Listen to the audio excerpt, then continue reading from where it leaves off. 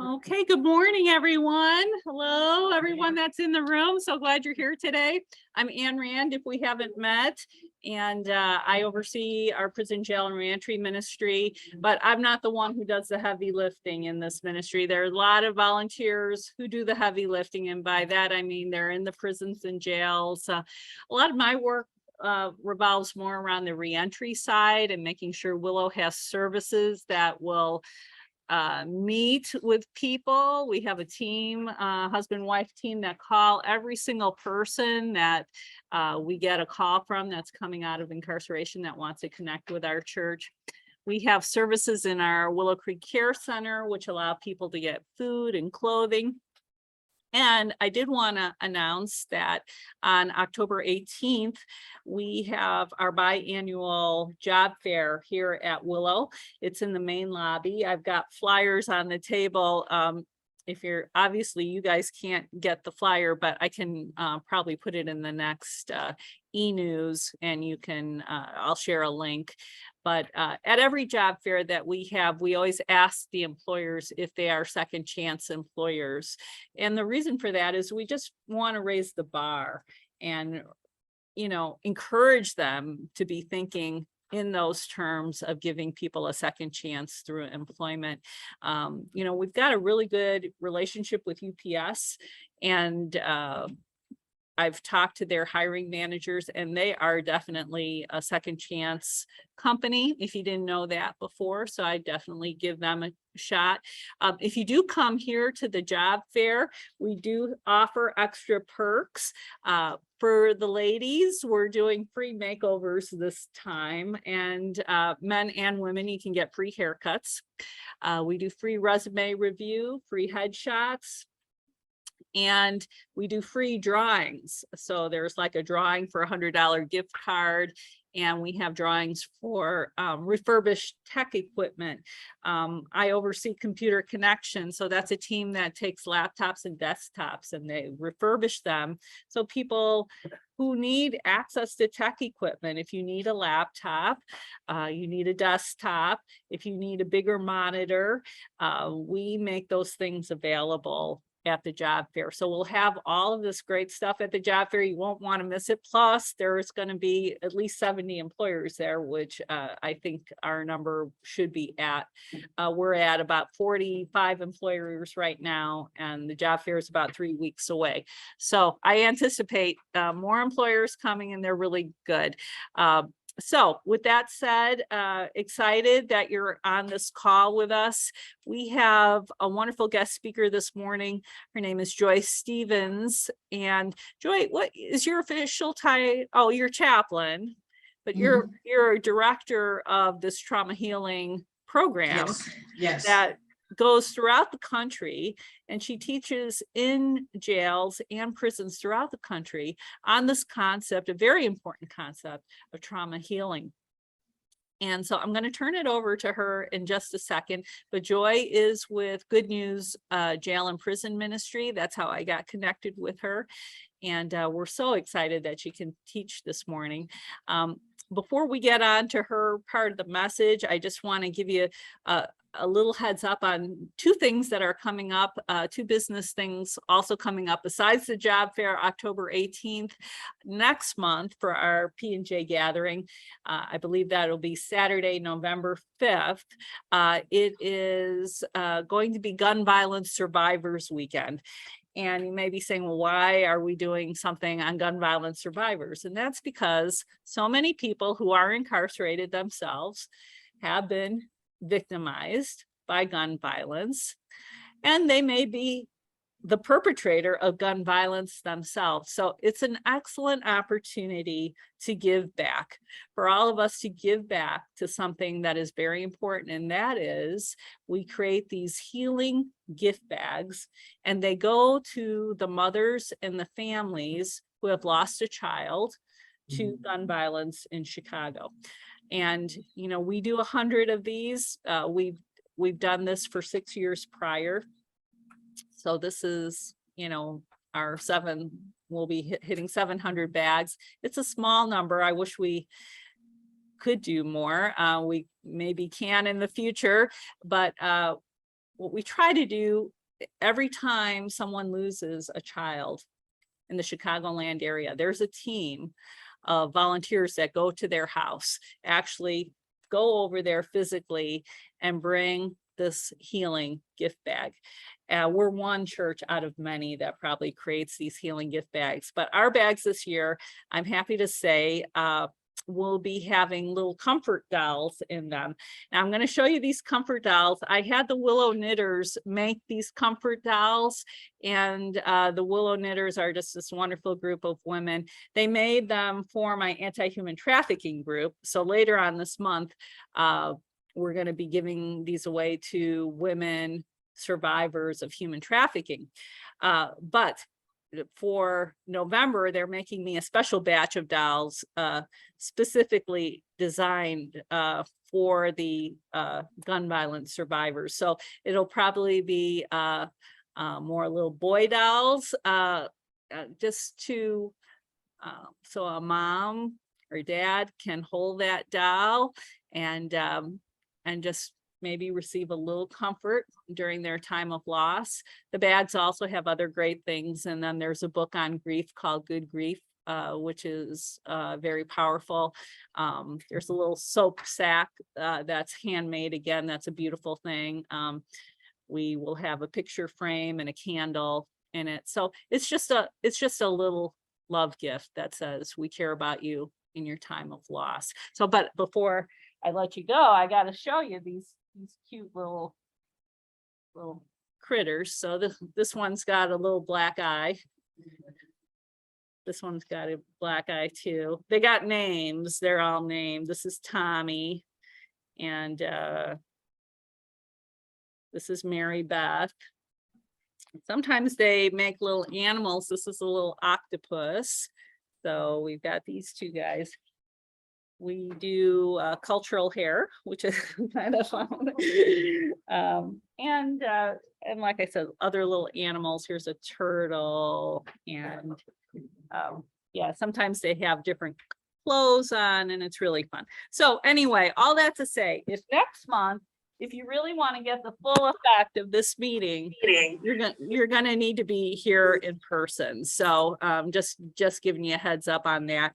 And then next, after that, so that's our November meeting, and our December meeting will be the Hope Pack project, right? Mm-hmm. And the Hope Packs, if you haven't been around Willow to know what that is, we try to give every incarcerated person in the state of Illinois, and how to change name, some of the neighboring states, we try to give them a bag of hope at Christmas. So that bag contains a book and some snacks, and we're on par for that. This year, we're actually distributing more books than we ever have because of our relationship with Good News Jail Ministry. We're actually, usually we hover around 55,000. That covers Illinois. It covers our relationship with Angola and some prisons in Mississippi and the county jail in Milwaukee.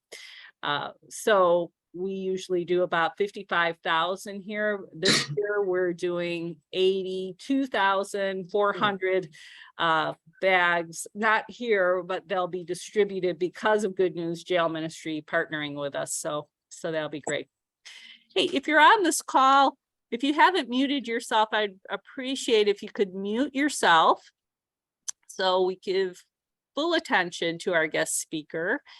And that will be wonderful. Thank you so much. And let me just make sure I admit all the people in the waiting room.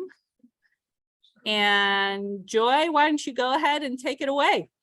Take it away. I will. Thank you, Ann. So I want to commend you all because Willow Creek has such impactful and powerful presence in the field of incarceration. We've heard about you for years, and it's only been recently when I got connected and heard about the Hope Project that I was able to hear from Ann, just really the scope of all that you do for the incarcerated. It's so impressive. It's so fun to be a part of this call today. Zoom today, because then I get to play a little part of what you're doing at Willow Creek with incarcerated and those that are re-entering as well. So I am Chaplain Joy Stevens. I've worked in the field of incarcerations for 20 years. I started on death row in Nebraska, and then I went to 3 county jails working with women and 2 prisons, a state prison in Nebraska and 1 in Iowa. And I can tell you that as I spent the years talking with women, the resounding theme of what they talked about was their trauma. Just unheard of things that they had experienced in their life. And I would often listen to them and think, you know, if I had happened to me what's happened to them, I'd be sitting here in an orange outfit with beige plastic shoes. It's just the trauma was so huge. And I thought, you know, as a ministry, we've got great Bible studies and volunteers, and we've got, you know, Bible studies that they can go to through on a personal level. And we have church services and mentoring and all of this great programming that we had, but we were not addressing trauma. So a president of our ministry was also right on the same page, and he felt that this is something we should do as well. He was thinking about it in his own lane as I was thinking about it in my lane. And we got connected with the Trauma Healing Institute, which is part of American Bible Society. And that was back in 2016 that I started going through training. And my whole goal was just to take trauma healing back to the jails that I worked in. Well, when I began to see the impact on these women that I worked with, I decided, I believe I decided, the Holy Spirit decided for me that this is all I wanted to do. I didn't want to be a chaplain anymore. I just wanted to do trauma healing. Well, since then, we have not only trained a large number of our chaplains and volunteers, not only here, but internationally. We're also doing trauma healing internationally. But now we're going outside of where we have facilities. And I'm actually training some other folks, which I'll be telling you about here shortly. So let's see, okay now. I am going to, yes, I'm going to change this slide. Oh, Ann and I were talking about how wonderful and how dreadful Zoom is. Well, it looks like I may need to get out of this. Here we go. I've got a whole bunch of slides I want to show you. Let me get out of this. There we go. So our president always, whenever we have a meeting with him, he says to us, okay, what is the problem we're trying to solve? So we all have begun to kind of think about that. That gears us toward our next actions and what we need to do. So what I'd like to share with you was, right now there's 2 things I'd like to talk to you about. One is the problem in our nation of mass incarceration, and also the trauma of those that are incarcerated. So the United States has got the very dubious title of being the #1 incarcerator in the whole world. There's nobody that's even close to us. We currently have 2.2 million in our nation's jails and prisons, which is like a 700% increase over the last 30 years. And this is what it looks like. This looks like starting in 1925, began to climb up the high mountain in the early 80s until actually, this is 2013 at 1.5 million. 2022 would be off the screen in blue. And it really had to do a lot with some of the legislation that had changed. Back in the 80s, the politicians were really using this as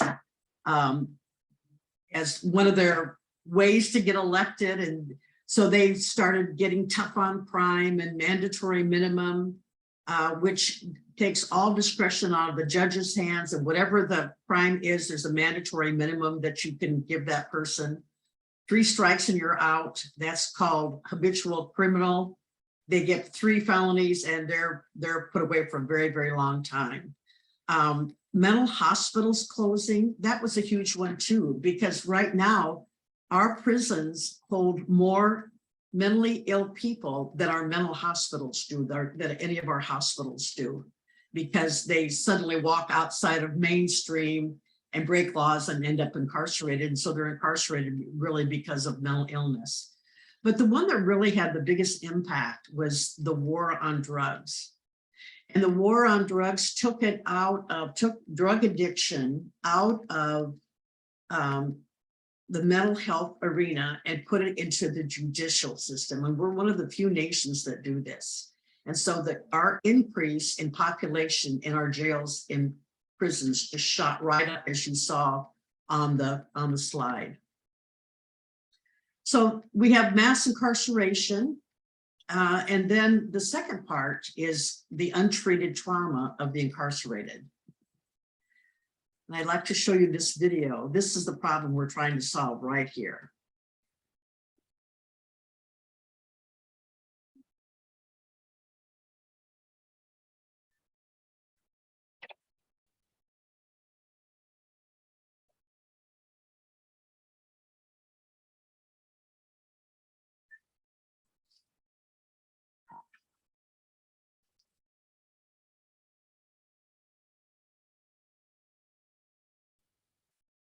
We're not getting audio on that, Joy. Aren't you? No. Oh, shoot. There it is. Well, Could you start it again? Yeah, let's see if it works now.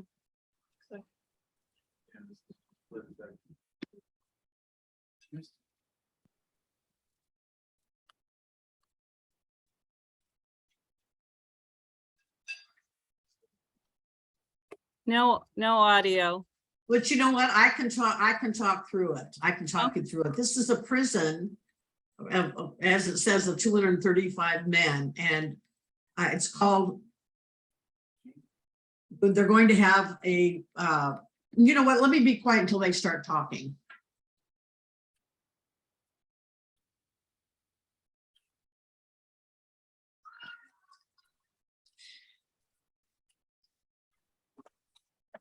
This is called the Compassion Trauma Circle, and they're going to be compassionate and about really dealing with stuff that's happened to them in the past. While you were growing up in your first to 18 years, did a parent or other adult in the household, often, very often, swear at you, put you down, push you? If so, step inside the circle.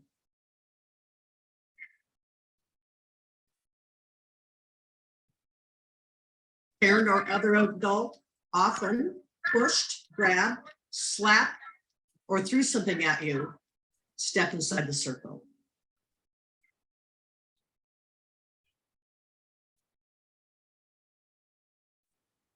Did a parent ever hit you so hard that you had marks or bruises as a result? Step inside the circle. Did you ever feel that you were not important or had anything special about you from your family? Step inside the circle. If your family lived in extreme poverty, step inside the circle. And then she goes on saying, step inside the circle, and she's doing things like it gets down to sexual abuse and things like that. Step inside the circle.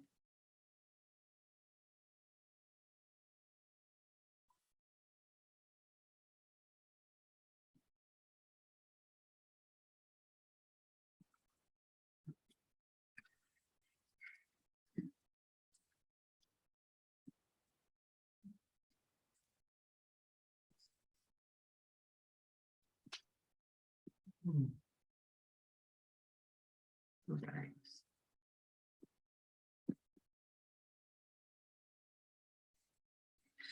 So we know that statistically, 97% of female inmates have a background of untreated trauma. And between 75 and 85% of male inmates have a background of trauma. There was a huge study done by Rutgers University on men because they really couldn't find the statistics on incarcerated men and their link to trauma. And so Rutgers University did a study, and they determined that 85% of men incarcerated had trauma, but they put a disclaimer on there and they said, we really believe it's a lot higher than that, but men are not as forthcoming about it as maybe the women might be. So a large percentage of those that we have in our 2.2 million in our prisons have trauma, high levels of trauma. Now, in the general public, that figure is more between 8 and 9% have trauma. So this is kind of the pathway that women often take. They have childhood physical or sexual abuse, so common with incarcerated women. They get into substance abuse, and I've heard so many women say, you know, I don't use drugs because I like them. I use them so I don't have to think or feel. So they get into substance abuse. There's often mental illness, street life, just the life that swirls around in the drug world, and the criminal behavior as a result. And then they have offending behavior and end up incarcerated. Where a man's pathway is often childhood neglect, a lot of fatherlessness, or they have really brutal fathers in their lives. I worked with an inmate recently, and he said that his dad claimed that he was the sweetest kid that he had ever met, and that he was going to beat it out of him. So sometimes these men that are incarcerated have had super brutal dads, and you know, often absentee, and struggles with their mothers as well, or they're just not even present. They get into substance abuse, they drop out of school, they get into gangs sometimes, and then the offending behavior, which gets them incarcerated as well. So what we do is then when a person is incarcerated, then often we re-traumatize them through the system, just the way the system is set up. Sometimes there's very violent arrests in front of their children, in front of their loved ones. There's strip searches, handcuffs and shackles. I think the loss of freedom is without a doubt. The loss of not only freedom, but choices. They can't choose when to turn on a light. They can't choose what time to eat or what to eat. They can't choose where they want to be or what they want to do. And it's that loss of choice is one of the hardest things about incarceration. Facing long-term prison time is probably one of the most traumatizing things that I've seen. When somebody is in county jail, and I think you call it county jail in your state, but when somebody's in county jail and they're looking at a long prison sentence and what that does to them. I heard a man talk the other day about his biggest trauma was, it was 22 years ago, he went in front of the judge and he thought he was going to be released. And the judge sentenced him to life in prison. He's still reliving that. He says, when the gavel hit, and the judge gave him life, he's still reliving that. They have the fear, of course, of living not with their children and family, but only seeing them through pictures. So there's also something called allostatic load, and it's the wear and tear on the body and brain resulting from chronic overactivity of psychological systems that are normally used for adaptation to environmental challenges. And what that really is saying is that our body is built to handle regular life challenges over and over again.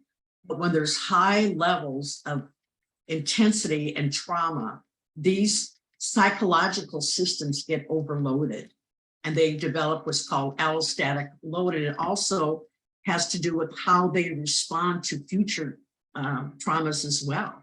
They don't have the system in place anymore that can handle it.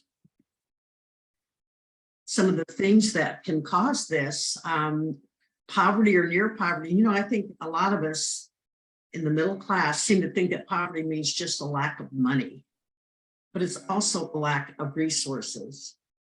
not being able to get to a job interview that you desperately need a job because you've got to take a bus, and who's going to watch the kids for you while you jump on the bus to get to this thing, and you have to do laundry by taking it, drag it in a wagon down the street, or putting it on a bus and taking it and doing laundry and not having enough money to actually do the laundries. So poverty is a real stress on a person's life. Hunger, single parenting.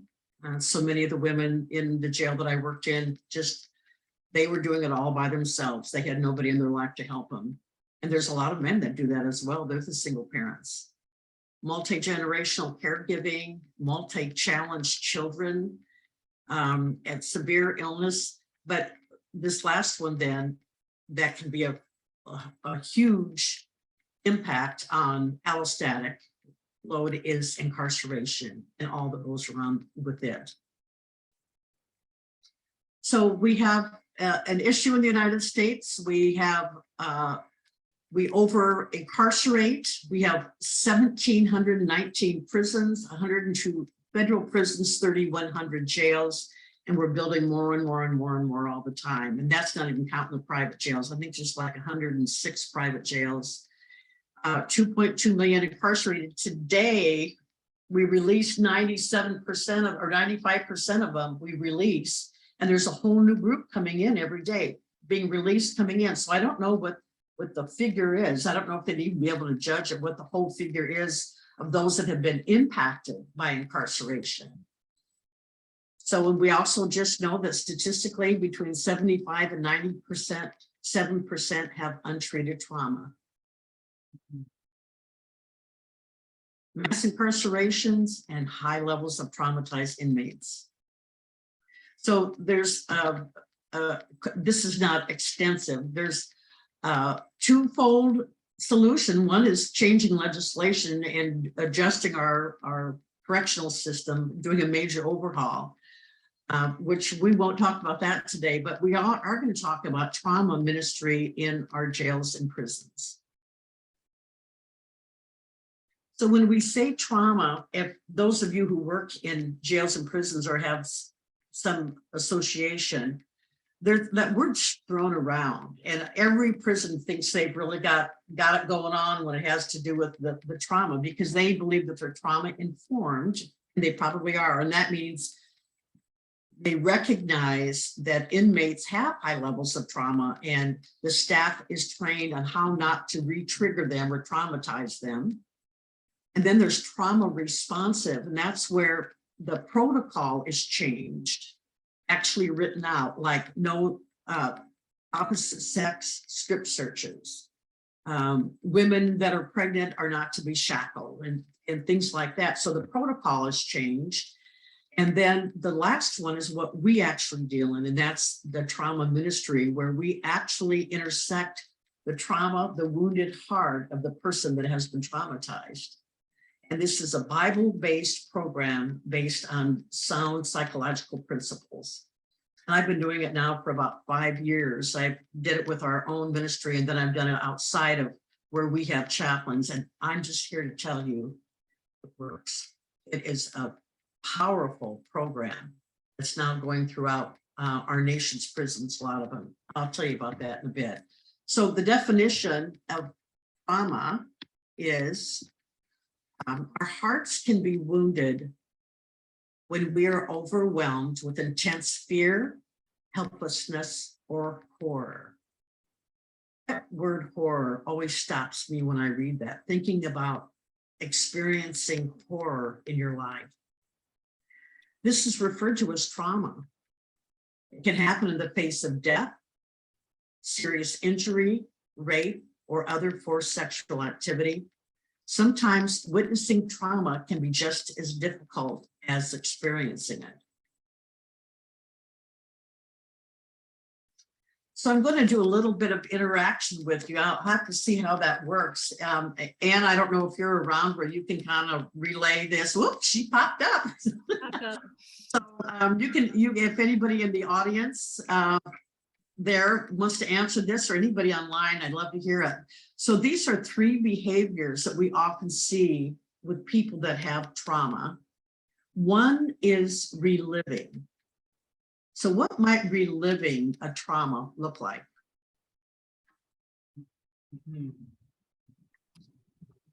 You'd like to express an answer, and here I can, relay what you're saying. Nightmares. Yes, nightmares, absolutely. Anxiety. Yes. Anxiety really is often reliving that trauma.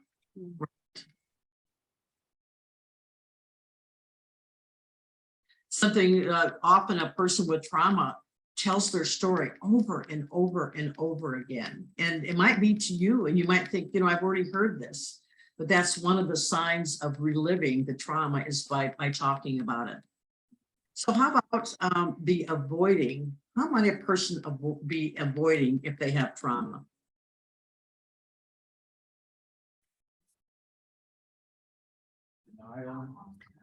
Denial. I'm sorry, I couldn't hear what somebody else said. Substance abuse, numbing the pain. Yes, Good one. absolutely. Yes. It's an avoidance. A lot of the folks we work with, that's what they use substance for, is avoiding that. Yes. Yeah. Staying away from people or places that remind you of the trauma. Staying away from people or places that remind you of the trauma. So Yes. Triggers. Yes, absolutely. Excessive sleep. Yes. Excessive sleeping. Sleeping is a huge one, or sleeplessness, trying to sleep, wanting to sleep to get away and not being able to. Mm. Those are good. Those are good answers to that. So how about Keeping busy? Somebody said in the chat, keeping busy and not ever facing what you've got going on in front of you.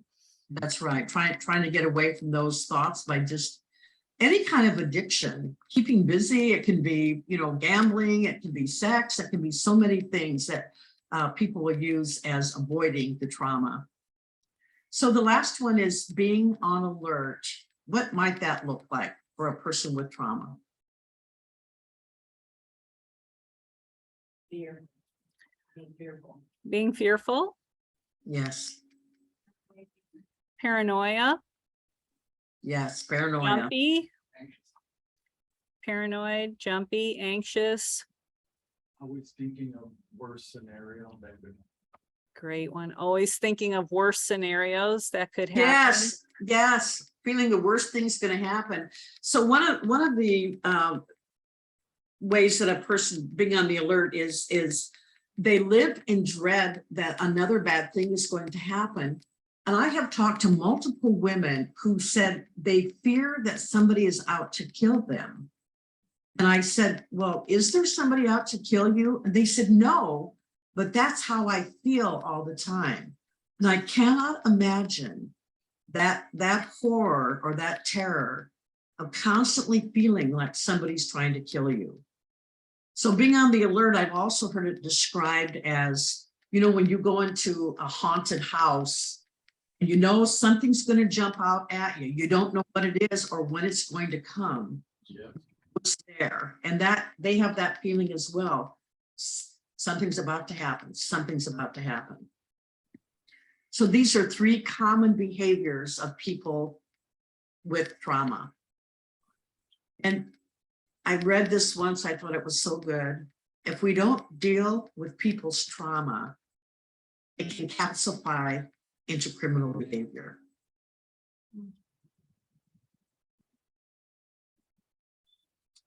And what trauma does is it separates us from God and God's word. Oftentimes people with trauma have a very distorted view of who God is. They believe that God caused that trauma to happen to them, or where in the world was he when this was happening? It also separates them from community because they often feel so much shame and just so consumed with the trauma that has happened that they are not good fits in relationships and communities. And also because of the shame, it separates them from themselves, from them knowing who they really are. And when we work with the trauma ministry, really helps to reconnect with God in the Bible, with their community and with themselves. So as Ann said, I am with Good News Jail and Prison Ministry. We have chaplains around the United States and world. We're in 24 states and 24 countries.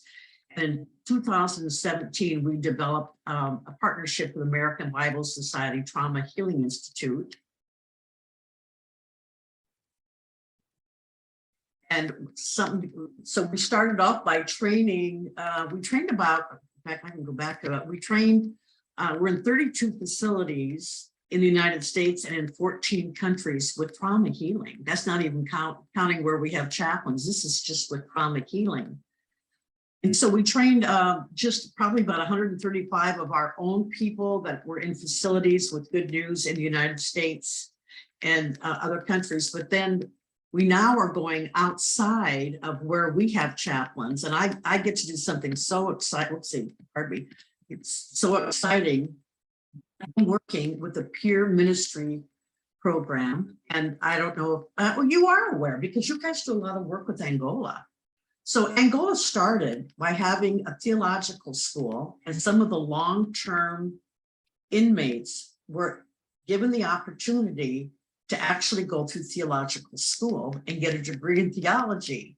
So what we have done is we have gone into Louisiana and we trained a bunch of their peer ministers who then will not only have this theological degree, but they're also trained in how to deal with the trauma of inmates.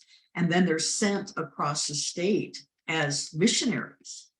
So we went into Elaine Hunt and they've got like, I think they have 20 peer ministers who are trained in this. LCIW is a women's prison, a maximum security prison.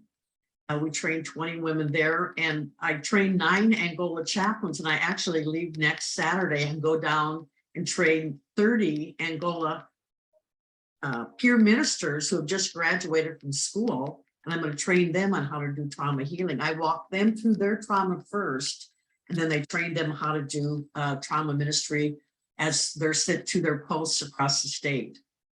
We just trained some peer ministers in Nash Prison in North Carolina. Trained 18 guys who have just graduated from their theological school, and they're going into 15 prisons across the state. What an incredible, stop and think about that how God is using this trauma ministry. I always thought it would be through chaplains and volunteers, and God's idea is, no, this is going to be through peer ministers because they have more access. They can go out into more places than we could do with volunteers. So it's absolutely blows my mind. We just started in Lyman Prison in Colorado. They're just beginning. They just opened the theological school this summer, and they have the potential of going into 20 prisons. So that's a thrill for me to get to work with that. Now, what the program looks like is it is 5 core lessons. And there's 2 parts to it. There's the lessons which, you know, when you look at it, you don't think it's rocket science, but for some reason, God's hand is upon this material. So it's this incredible material. And then it's the adult learning style of participation that we train our folks into how to be facilitators that know how to do that, because that helps people then to begin to deal with their trauma. So the 5 core lessons are, if God loves me, why do I suffer? Often people with trauma are, as I said earlier, have a distorted view of God. What kind of God would let this happen to me? So that's the very first thing that we deal with. The second lesson is healing the wounds of trauma. Why is it important to deal with the trauma? Why not just get past it? It happened in the past. Why not just try to get past it? Well, wouldn't they like to? They would all love to get past the trauma, but it keeps revolving around in their head and in their behavior. They can't get past it. The third lesson is what happens when someone is grieving. A person that has experienced trauma has experienced loss, and they are grieving what this loss is. So what we walk them through are the villages of grief and how to grieve in a way that really brings healing. And I don't know why, this is always the favorite lesson of the inmates. It's not my favorite to facilitate, but they love this lesson. I think a light goes on in their head about what's going on with them. The pinnacle of this material is this next lesson, taking your pain to the cross. You know, Isaiah 53, it talks about not only did Jesus come to die for our sins, but he also came to die for the suffering that sin causes. He came to bear our grief and carry our sorrows. And this is actually identifying what your trauma is, writing it down, talking about how it made you feel, because on the feeling level is where healing takes place. And it's also where Satan attacks his lies. So we want to deal with the emotion experienced as a result of the trauma. And they actually have a ceremony where we take it to the cross and they release it to Jesus, who receives it and takes it from them so they don't have to carry it anymore. And the last lesson is, how do we really forgive other people? Walking through the truth of what forgiveness is. So this is what the healing arc looks like. It's the suffering that takes place. It's being heard. The importance of having somebody that really listens in a way without giving any kind of advice or judgment. They need to accept the pain and the loss and grieve, so that those feelings are not buried inside of them alive. And that's what often happens. They have buried all these feelings of grief. And once identified and expressed, they can bring that pain to the cross of Christ, who died for them. He came to take death, pain, sickness, conflict, abuse. And as we experience Christ's healing, we come to a place where we can begin to forgive those that have hurt us. And oftentimes, inmates need to go and deal with the things that they have done to other people as well, the harm. We talk about what did it feel like when they wounded somebody else, and they can seek forgiveness if that's appropriate. And then rebuilding of their life comes, and resilience once they know how to do these things. Like one of the things that we teach them how to do is lament. They learn how to lament of painful things that happen. And so the resilience comes from knowing how to deal with pain in the future. So I'd like to give you just a brief idea of what the material is like. And I'm going to, every lesson starts off with a story about somebody else's trauma. And then the participants then begin to talk about somebody else's trauma, but it's getting them to begin to have a voice so that they can talk about their own trauma. So I'm going to read a story, and then normally I would divide you up into small groups. That because of this model that we're doing today of online and in person, we'll just deal with it as a large group. But this is the story of Ben.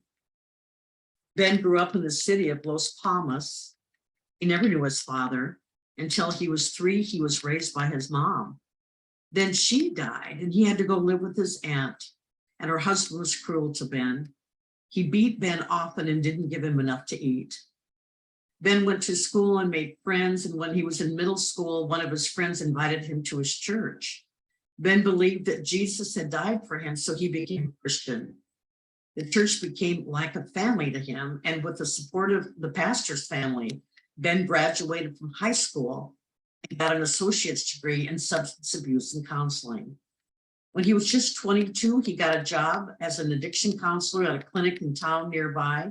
He got married and had 2 sons. Over the years, gangs began to take control of his neighborhood in Las Palmas. Rival gangs had huge fights nearly every week, and Ben saw innocent people being shot. Children, women, passerbys. Several of the young girls in the church had been raped. Other families were robbed at gunpoint. Las Palmas had become a war zone. Ben was leaving for work one day when he got the dreaded call to come to the emergency room. His 5-year-old son, Johnson, had been hit by a stray bullet, and by the time Ben got to the hospital, it was too late. The doctors were not able to save little Johnson's life.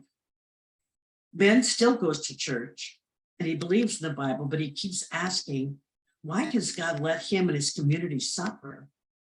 He's angry with God and feels that God has deserted him. He has a hard time praying and his heart feels dead toward God. When he thinks of God as his father, he can't imagine a loving father. In his experience, he only knew a father was absence or an uncle that was cruel. One day he began to think of what he had been taught in school, that God didn't exist, that God did not create the world. Ben knew that this was not what the Bible teaches, but some part of him felt that it might be true. After all, maybe there wasn't a God listening to his prayers. Ben still takes his family to church and tries to teach his son about God, but he feels like a hypocrite because he talks about God's love, but he really feels God is far away. So let me ask you this question. I'd love to have your answers. Again, I'll ask Miss Ann to pop up and kind of intercede.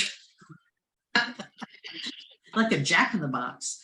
So what has Ben feeling in his heart about God, and why do you think he's feeling this way?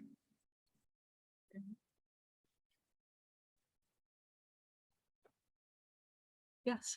Is that seems like he's comparing his God to his earthly father. Great. He was saying that he's comparing God to his earthly father. Yes. Great answer. He feels like God doesn't love him. What does he think about the character of God? Like maybe, you know, maybe he's absent. Maybe he's just a distant God that doesn't care. Yeah. Or that he's punitive. He's punishing, absolutely. Is there anybody in chat? Oh, I see some things in chat. Hold on. Anger that he must not care. Yeah. The trauma of losing his son. Anger because he lost his son. Yes. Thank you for going into chat. I like to have you participate as well. That's great.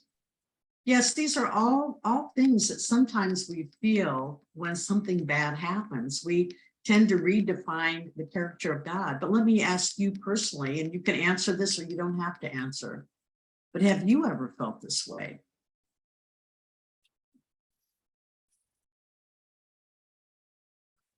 Anyone like to share in the room? I went through that with a father that was home, but was not, didn't communicate with us, didn't lead us, nothing like that. So as I became a Christian and went to men's retreats, I realized that I had to forgive my dad for that. And I did. And then I moved on. But then it occurred again, not with my father, but with somebody, a leader, let's just say a leader. And it was like double trauma now, because everything that I forgave my dad for, he's the leader. I mean, he's supposed to be the leader for me as a little boy.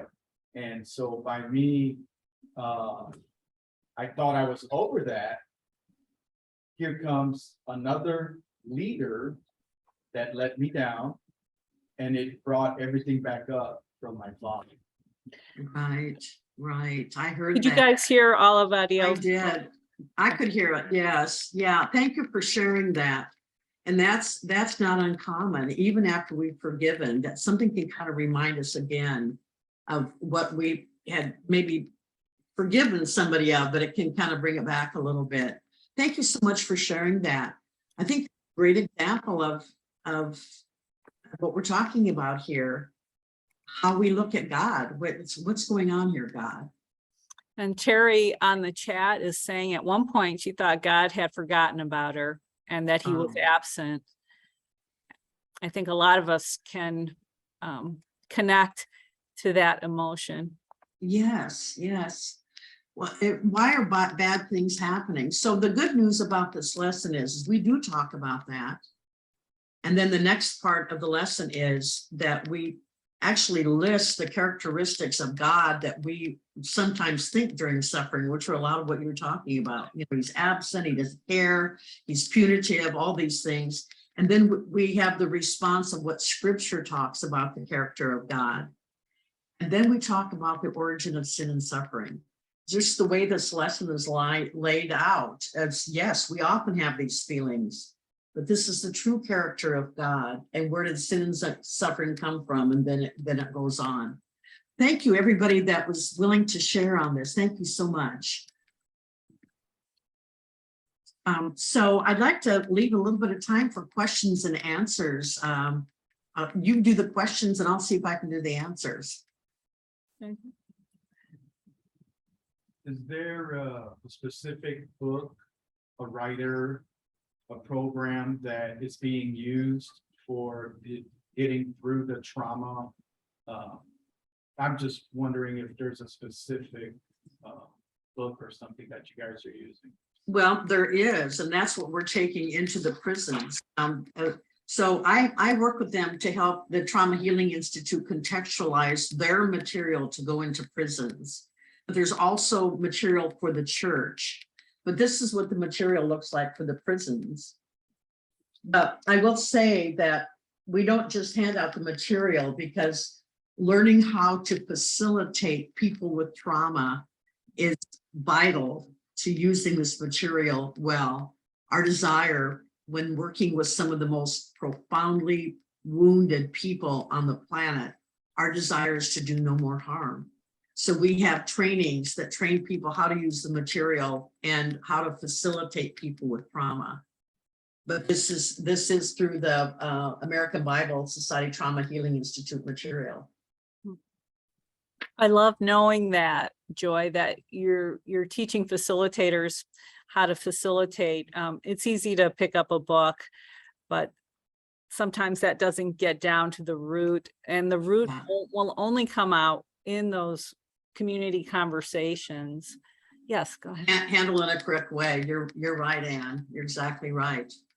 So I was wondering, so Just a little louder. if you wanted to be involved to get trained, is there a process? Did you hear that, Joy? I couldn't hear her.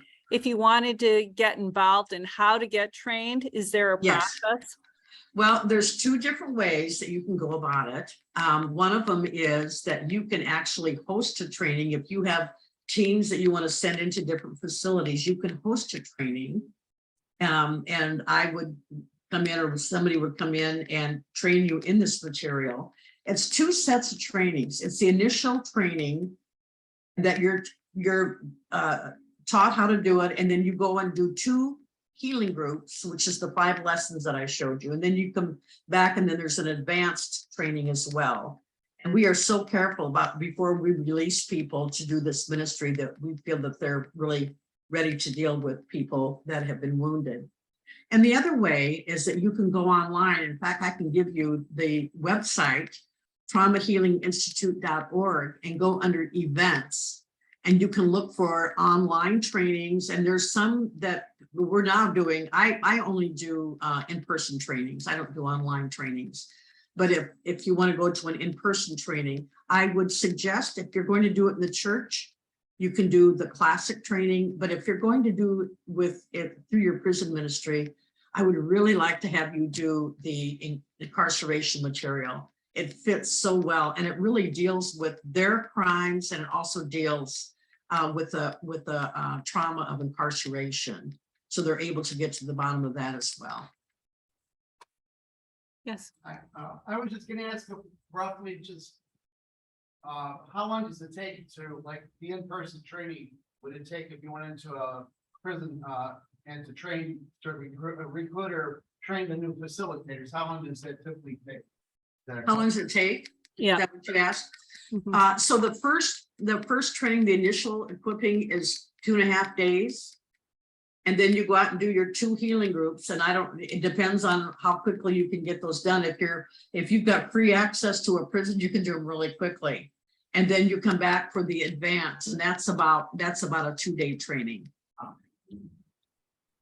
And the healing groups, that's at least 5 weeks, right? You know, I'll tell you this, there's 5 lessons of 2 lessons, 2 hours 5 each. lessons.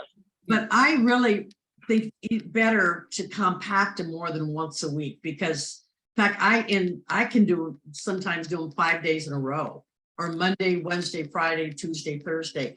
And the reason is, if you spread it out across a week, a person begins to open up with their trauma, but then they're going to clam up until, you know, the next week. And then it's like, then you've got to be able to process that again. So the closer together that you can get the lessons, the better it is. And we go with teams of 2. Great word.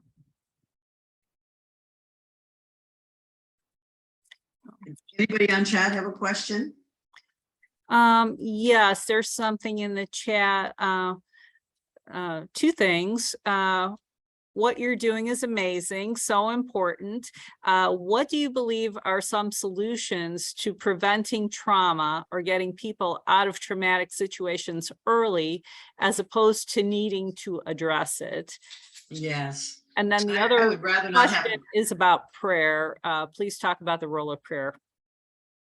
So as far as solution, you know, a traumatized person that has not had their trauma dealt with passes it on generation to generation to generation. And so I think a great way to stop it is to stop it right here at this generation, so that it's not passed on. And we have some follow-up material from this book, and it has to do several topics, but one of them is generational trauma. And you're going to pass it on and on and on until it's dealt with. As far as the role of prayer, Yes. you know, I mean, what can you say? The role of prayer, it's central to what's going on. Part of our training is breaking up in pairs and praying one for another, as far as, you know, when starting to deal with their trauma. And so there's prayer that's actually embedded in the training. Powerful. Thank you. Yes.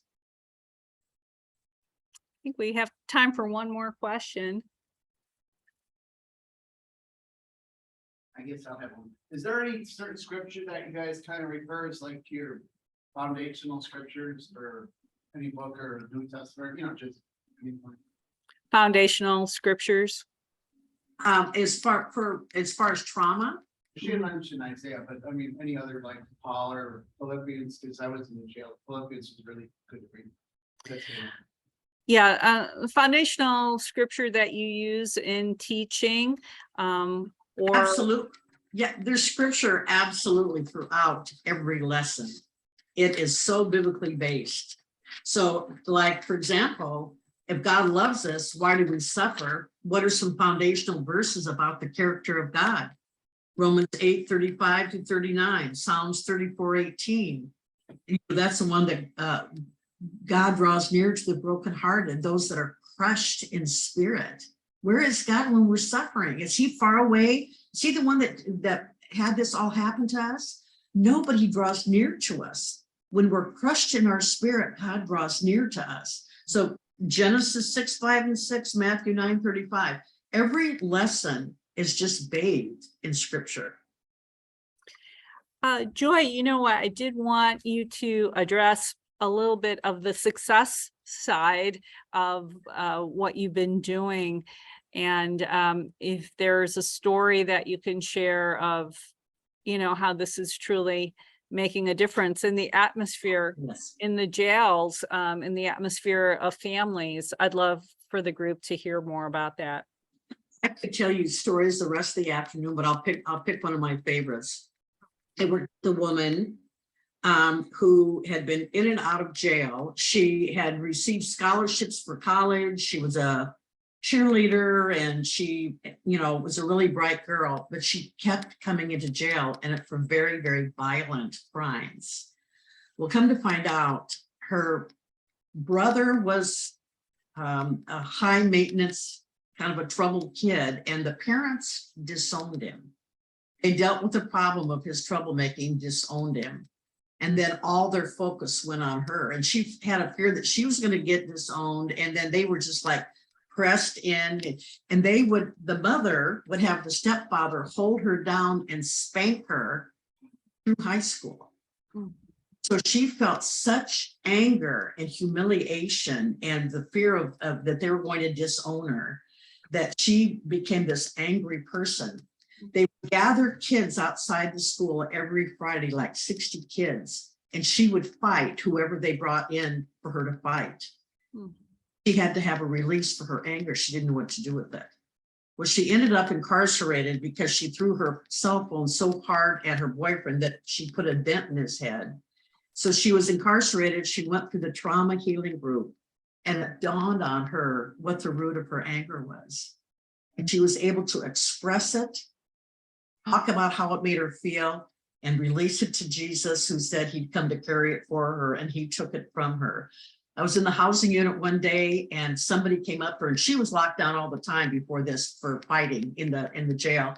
Some gal came up to her, and she was in her face. I mean, she was pointing at her and in her face. They're so close, their eyelashes were interlocked. This girl wanted to fight her. And Anne said, sorry, her name was Anne. Yeah. Anne said, nope, that's not who I am anymore. I am not a fighter anymore. And so she turned around to walk to her cell, and this girl that was provoking her looked at the guard and said, am I going to get locked down for this? And the guard said, yeah, you are. And she goes, well, great, it's going down. So she followed her up to her cell and was standing outside her cell trying to provoke her into a fight. And she said, it's just not me anymore. That's beautiful. That's awesome. Well, thank you, Joy Stevens, for, talking to us today. There's, you don't see the room, but I think we're at like, we're at 1, 2, 3, 4, 5, 6, 7, 8, 9, 10, 11, 12, 13 people in the room, Good. not including And me. thank you for the online folks too. I'm delighted. Yeah. And there's a four-legged friend in here as well. And yes, the online group was up to 20 at one point. So I think this is a topic we can safely say that attracts people, because who hasn't been impacted by it, and who doesn't want to know how to get through it or around it or resolve it. And I think this has just been so wonderful. I mean, it's so encouraging.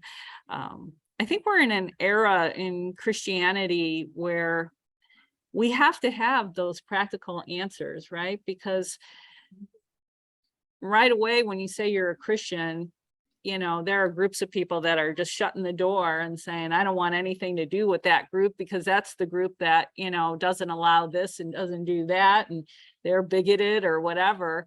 And your program just gives me hope. It gives me hope that Christianity, those who are representing this type of work are doing God's work. They're doing what the Bible is asking us to do. And that's meet people, mourn with those who mourn, rejoice with those who rejoice. And so I thank you, Joy, for your heart, and you're just an excellent teacher. So let's give her a hand. I don't know if you can all hear this, but we are thrilled to have participated. And well, what a delight to get to be with Willow Creek people today. I can't tell you how privileged I feel that I get to be with you all. You've got such a great reputation in the field. Well, thank you. It's because of these awesome people in the room. That's why we have great people who participate. So, well, I'll let you all go. I want to honor everyone's time. Thank you again. I have recorded this. I hope it took. Sometimes these don't always work. It said it took. It said I had to say yes, that it was being recorded. So I think. Okay, fantastic. So if the recording goes well, I'll synopsize it and send it out to everyone on the next P&J e-News. But until then, we'll see you next month, hopefully in person, November 5th, if you want to actually come pack these healing gift bags with us. Otherwise, plan on December, the first Saturday in December, we'll be packing the 55,000 Hope Packs. And that is just a tremendous experience. Bring friends and family, you'll love it. And it's a great time. It'll be on a Saturday morning, 4 shifts, and we'll get you more information about that coming real soon. All right, everyone, have a great day, and we'll see you next time. Thank you, Joy. Thank you, guys. Bye-bye. Bye.